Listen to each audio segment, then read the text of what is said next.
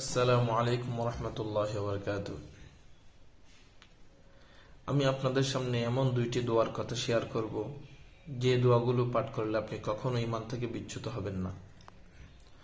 বর্তমান আমাদের মুসলিম সমাজের সন্তানেরা এমন কিছু কাজ করে থাকে, যে কাজগুলোর কারণে তারা ঈমান হারা হয়ে যায়।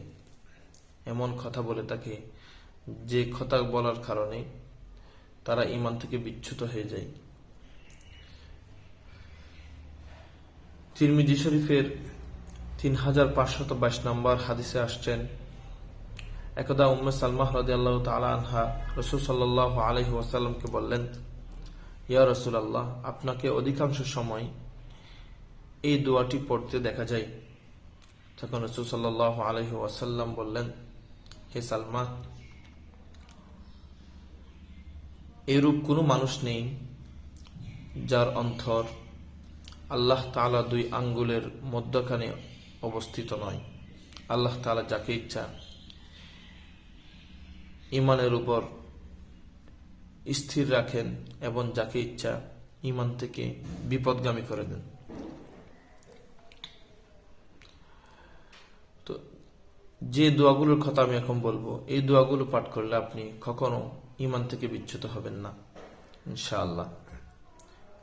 তার মধ্যে একটি দোয়া হচ্ছে, ইয়া মুকাল্লিবাল কুলুব সাব্বিত কলবি আলা দীনিকা। এর অর্থ হচ্ছে,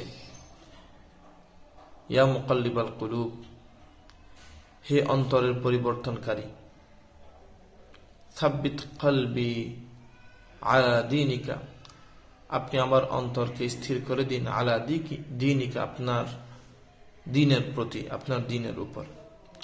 আরেকটি দোয়ার কথা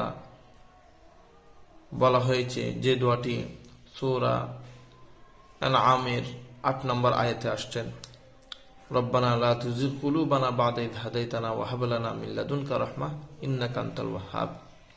এর অর্থ হচ্ছে, রব্বানা লা তুজিগ কুলুবানা, হে আমাদের প্রতিপালক, লা তুজিগ কুলুবানা, আমাদের অন্তরকে বক্র করেন না, করে দিয়েন না, বা'দা ইয হাদাইতানা, সরল পথ প্রদর্শনের পর, ওয়া হাব লানা মিন লাদুনকা রাহমাহ, ওয়াহাব লানা, আমাদেরকে দান করুন, মিন লাদুনকা, আপনার পক্ষ হতে, রহমাহ, করুণা, ইন্নাকা আনতাল ওয়াহ্হাব, নিশ্চয় আপনি সাহায্যদাতা। যদি আমরা এই দোয়াগুলো বারবার পড়ি, তাহলে অবশ্যই আল্লাহ পাক রব্বুল আলামিন আমাদেরকে ঈমান থেকে কখনো বিচ্যুত করবেন না। যদি আমার কথার মধ্যে কোনো ভুল ত্রুটি হয়ে থাকেন, ক্ষমা দৃষ্টিতে তাকাবেন। আল্লাহ যেন আমাদেরকে এই দোয়াগুলোর উপর আমল করার তৌফিক দান করেন। আসসালামু আলাইকুম ওয়া রাহমাতুল্লাহি ওয়া বারাকাতুহু।